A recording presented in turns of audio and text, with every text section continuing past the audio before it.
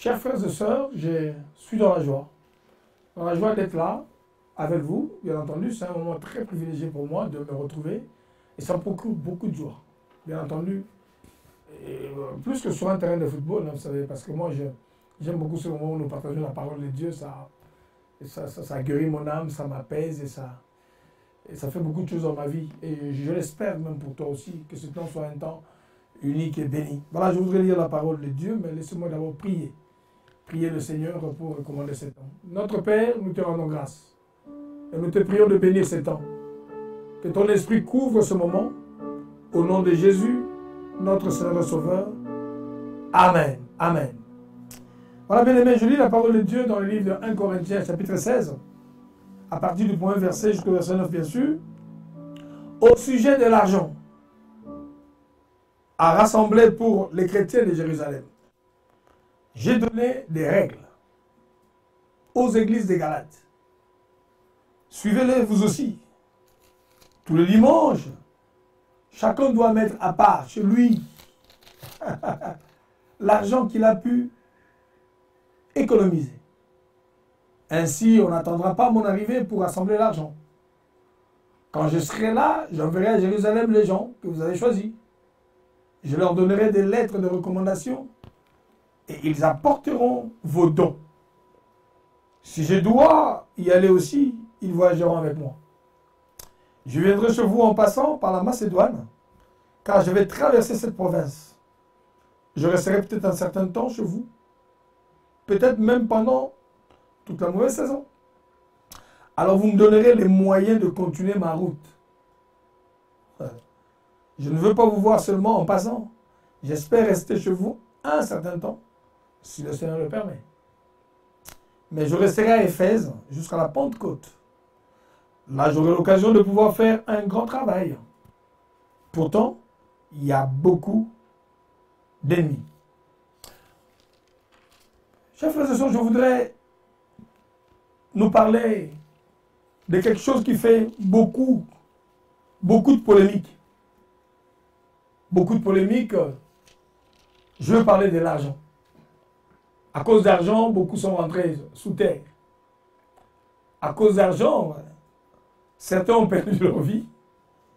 À cause d'argent, les amitiés se sont séparées et divisées. À cause d'argent, il y a des couples même qui ont une maille à partir.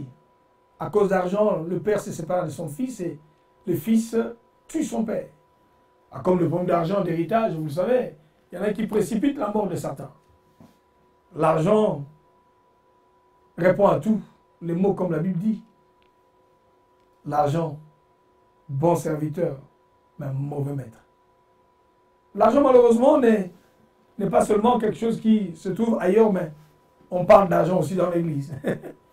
Vous imaginez, il y a des hommes et des femmes qui souhaiteraient faire de grandes choses avec Dieu, mais qui sont limités par l'argent.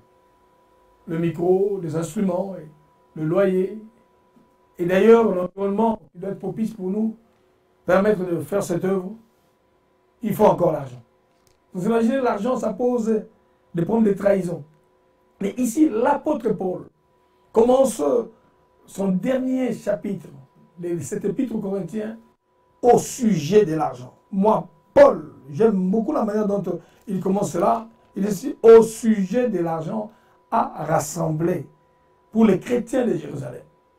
Vous imaginez, les chrétiens de Corinthe, la Bible dit, si vous lisez 1 Corinthiens 8, 1 Corinthiens 9, les chrétiens de Corinthe, malgré leur, même les Macédoniens, on parle de ceux de Macédoine, malgré leur extrême pauvreté, vous imaginez, malgré leur extrême pauvreté, ils ont insisté pour pouvoir apporter leur contribution pour l'avancement de l'œuvre du royaume. Non, bien aimé, vous comprenez, en matière d'offrande, en matière de dons, il y a beaucoup de polémiques. Il y en a tellement, il y a du vrai et du faux, et beaucoup profitent justement pour arriver à inoculer des choses qui ne viennent pas de Dieu. Dieu n'est pas contre l'argent. Non. Le problème de l'homme, c'est le rapport que l'homme a avec l'argent. L'argent est biblique.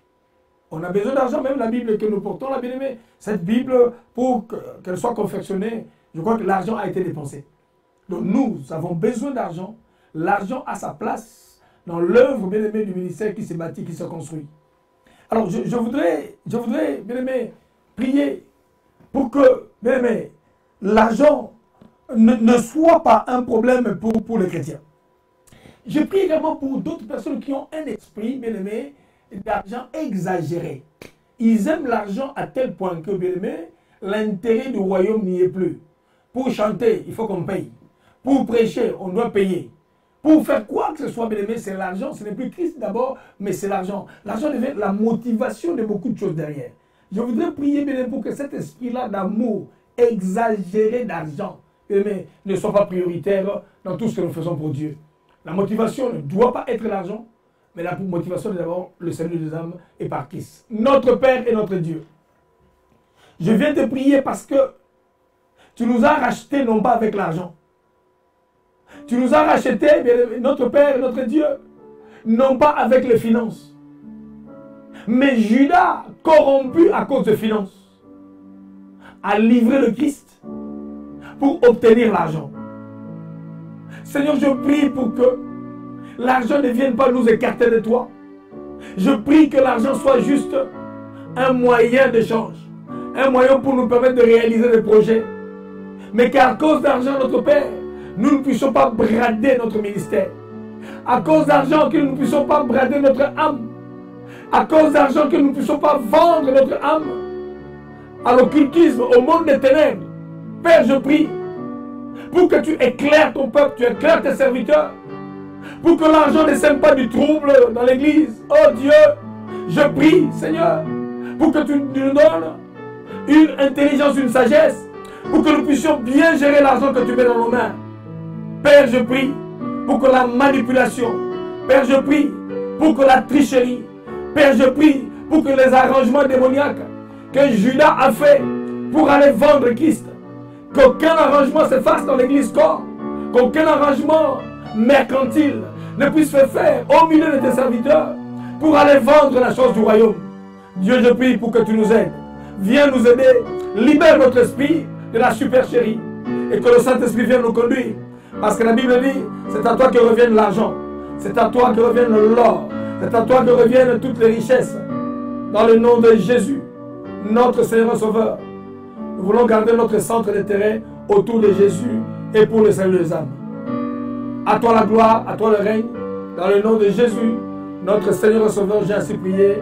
Amen. Nous sommes arrivés à la fin de notre émission. Nous sommes sur Maranatha TV, la chaîne 142, sur Orao Box. Et n'hésitez pas à souscrire sur notre chaîne YouTube Maranatha Télévision. L'argent, bon serviteur mais mauvais maître. Que Jésus reste le seul maître de notre vie. En toutes choses, au nom de Jésus. Amen.